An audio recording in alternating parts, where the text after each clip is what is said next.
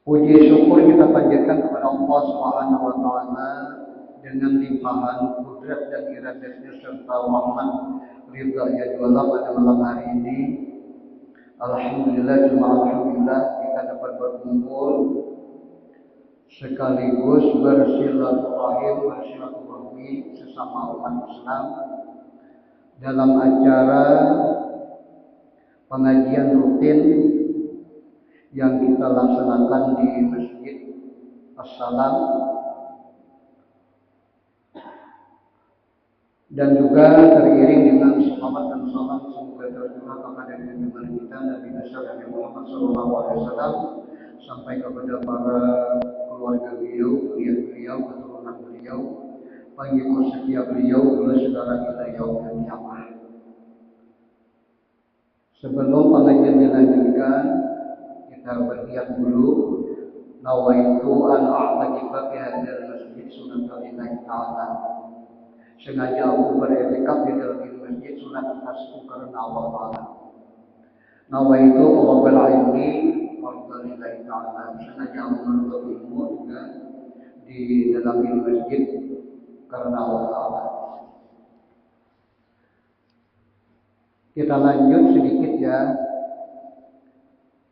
Sabda Rasulullah SAW yang berbunyi, likul ibni adamah dhaku min zina wal aynani tarjinati wa zinatul humam nazur wa yadani tazniyati wa zinatul humam batash wa rajulani tazniyati wa zinati humam mash wal famu yarni wazinatul taqbili wal qalbi yatuhum wa yusaddiqu dzatil farji aw yukadzibu. Itu sabda baginda Rasulullah SAW menyambung pengajian yang terdahulu yang artinya kata Rasulullah, ada bagi tiap-tiap manusia, ada bagi tiap-tiap anak Adam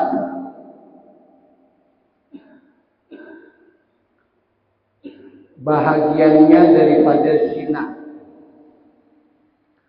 Maka zina itu adalah yang pertama zina dua mata, yang kedua zina kedua.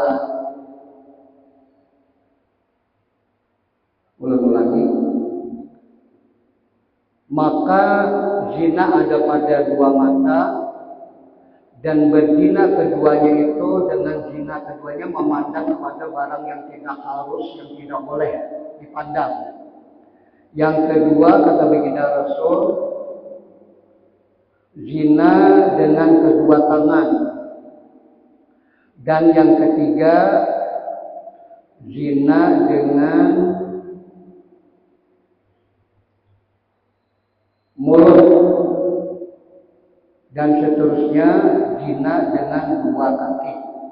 Nah, jadi ini keterangan daripada hadis baginda Rasul ini menerangkan bahwa yang pertama zina itu di mata. Apa itu di mata? Yaitu memandang kepada barang yang tidak boleh, yang tidak harus kita pandang, terutama kepada yang berlawan jenis ya, laki-laki dengan memandang kepada seorang wanita. Jadi yang tidak boleh itu berlawanan dua jenis. Kalau sesama laki-laki kada apa-apa, kalau sesama perempuan juga kada apa-apa, boleh saja. Atau yang bukan mahram, atau yang bukan muhrim. Kemudian yang kedua lagi berzina dengan kedua tangan. Apa itu berzina dengan dua tangan? Contohnya di dalam kitab ini menampar. Jadi menampar seseorang itu termasuk zina kedua tangan. Misalnya ada pertanyaan, misalnya membunuh orang kan misalnya Kan membunuh orang pakai tangan juga, kadang mungkin pakai yang lain-lain, kadang mungkin. Ini lain ceritanya dengan membunuh. Artinya dosa berzina di tangan itu artinya menampar seseorang, kemudian tamparannya itu bisa membuat seseorang syok atau membuat seseorang pingsan. Nah, itu namanya termasuk zina ya, zina di tangan. Kemudian lagi zina kedua kaki. Apa kedua kaki?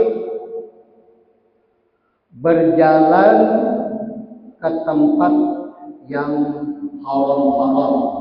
Nah, tidak dibolehkan. Jadi kaki kita itu berjalan ke tempat yang haram tidak dibolehkan. Itu juga di dalam kita ini termasuk zina. Artinya zina selain pada zina mata, dua tangan, dua kaki. Dan di sini dikatakan kata baginda Rasul yang terakhir berzina dengan mulut. Apa zina dengan mulut? Mengucap akan yang tidak halal atau mengucap yang tidak baik. Nah, jadi makanya ucapan kita juga selalu diiringi dengan kebaikan. Artinya ucapan kita itu jangan mengucap yang tidak berguna. Mengucap yang tidak berguna, mulut kita itu ucapkanlah yang bermanfaat. Apa ucapan yang bermanfaat? Macam-macam ya. Zikir, istighfar, tasbih, apalagi dan macam-macam dan lain sebagainya. Membaca Al-Quran dan lain sebagainya itu namanya supaya mulut kita dan lain sebagainya itu di selalu timbul daripada kebajikan. Nah, oleh karenanya di dalam sabda baginda Rasul ini kita akan selalu menjaga daripada zina yang 4 macam ini agar terpelihara daripada perbuatan maksiat, perbuatan daripada dosa-dosa kecil. Tapi bisa ada juga dikatakan oleh Imam Ghazali bahwa Imam Ghazali mengatakan bahwa zina mata itu adalah dosa besar jika tidak bisa mengendalikan matanya. Nah, jadi Imam Ghazali mengatakan dosa di mata itu dikatakan dosa besar. Tapi bila dosa besar itu apa? Memohon dan meminta ampun kepada Allah Subhanahu wa Ta'ala. Dosa besar itu apa? Seperti syirik. Nah, juga syirik termasuk dosa besar. Apa itu syirik? Mensyarikatkan Allah Subhanahu wa Ta'ala. Artinya menduakan Allah Subhanahu wa Ta'ala. Artinya tidak percaya selain daripada Allah Subhanahu wa Ta'ala. Misalnya percaya daripada sesuatu yang ada, harta benda-benda yang ada di alam dunia ini. Nah, jadi oleh karena itu zina itu nanti bermacam-macam lah. Jadi di sini dikatakan lagi ya, kita masalah zina ya. Kemudian pertama, zina mata adalah perbuatan zina yang dilakukan dengan melihat lawan jenis dengan perasaan hawa nafsu. Nah, jadi kita melihat seseorang itu, melihat lawan jenis itu ada hawa nafsu, merangsang, birahi dan lain-lain sebagainya, itu yang menimbulkan dosa bagi seorang laki-laki.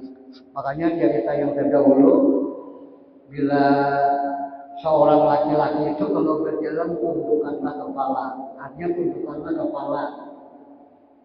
Artinya tundukkan kepala itu jangan toleh kiri kanan, muka belakang. Nanti terlumpak kumpul, ya lah. Nah, maksudnya tundukkan kepala itu jangan menoleh-noleh apa perempuan yang selalu menimbulkan birahi dan syahwat kepada kita.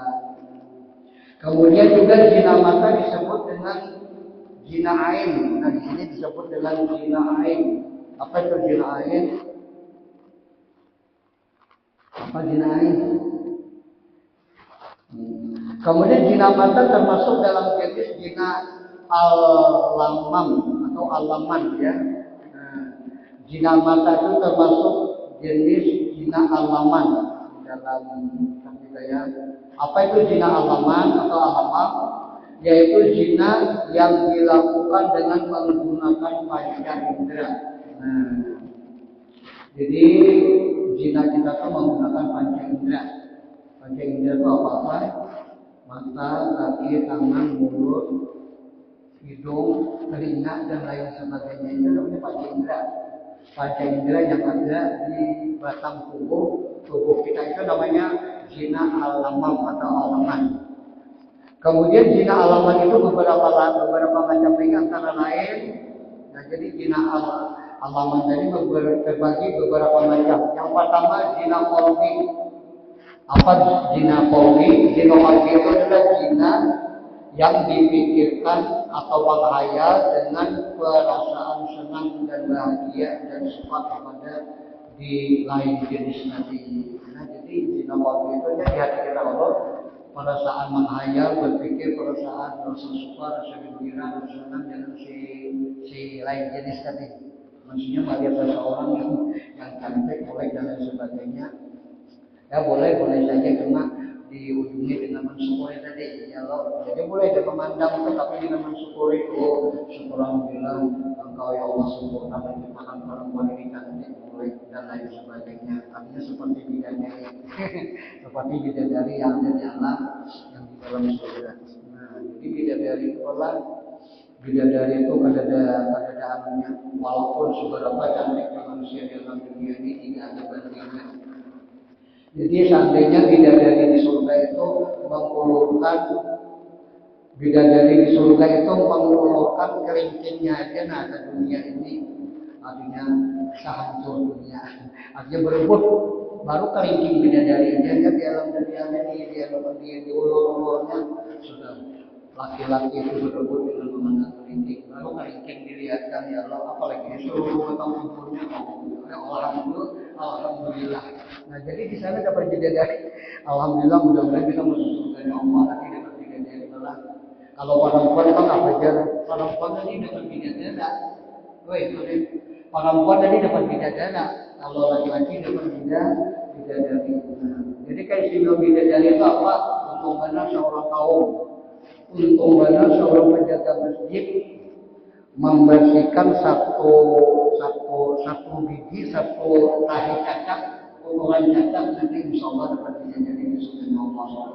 Apalagi banyak tahi cacatnya, tahi burungnya banyak masjidnya. Nah, satu biji kotoran cacat aja insya Allah juga surga.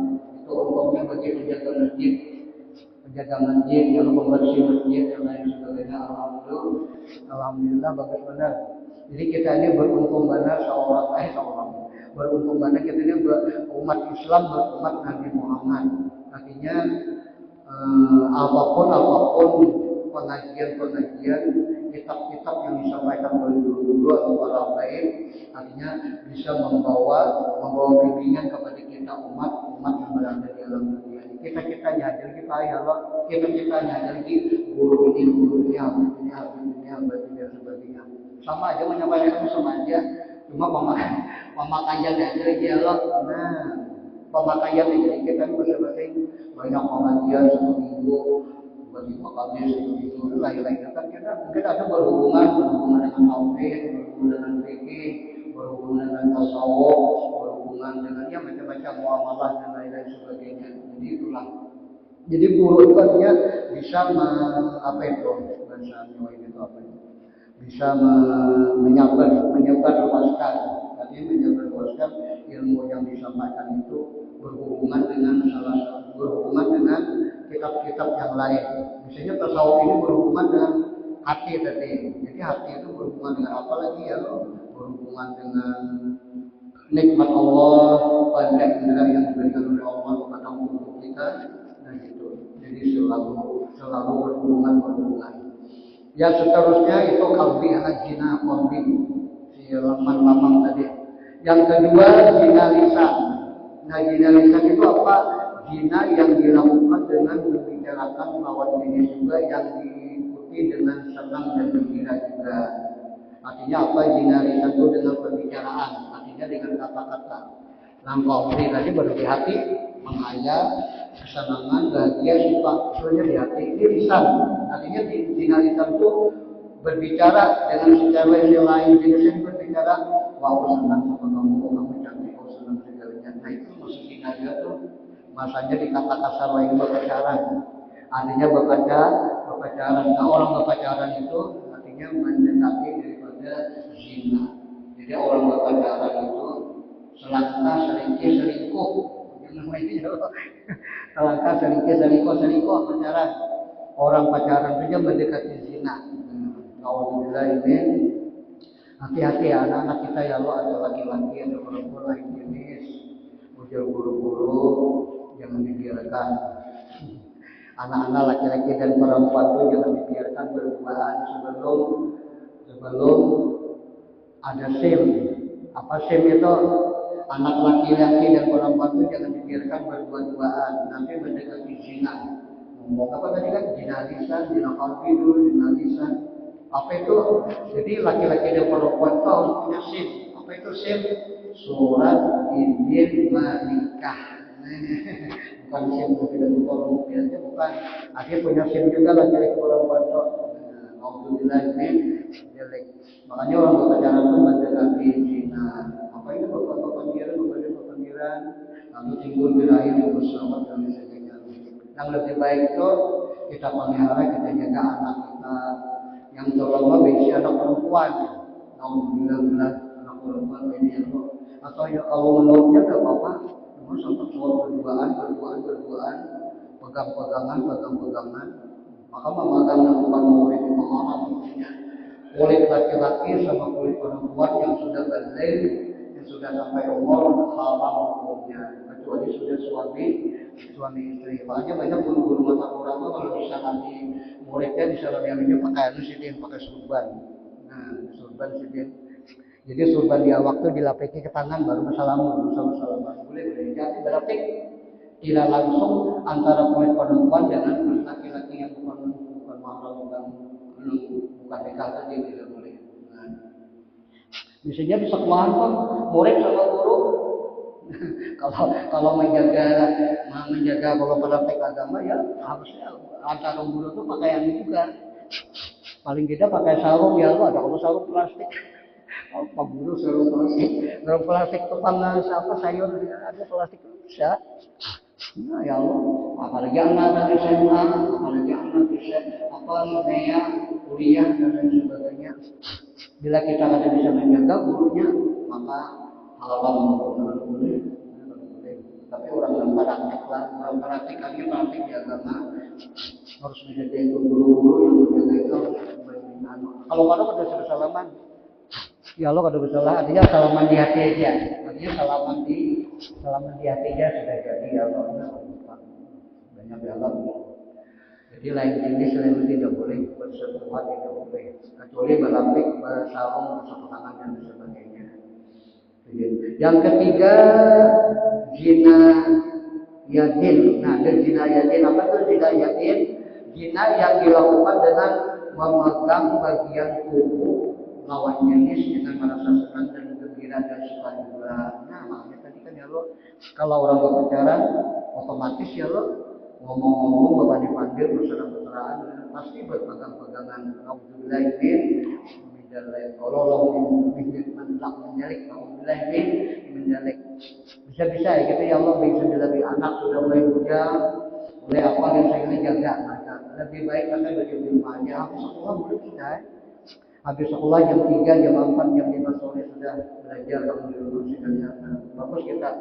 Bila di dalam rumah tangga kita menjaga yang demikian, selamat sudah jadi di rumah tangga itu selamat sudah. Rumah yang pasti itu rumah tangga kita dulu anak, suami, istri, cucu dan lain sebagainya kita jaga. Nah, jangan sampai seorang perempuan itu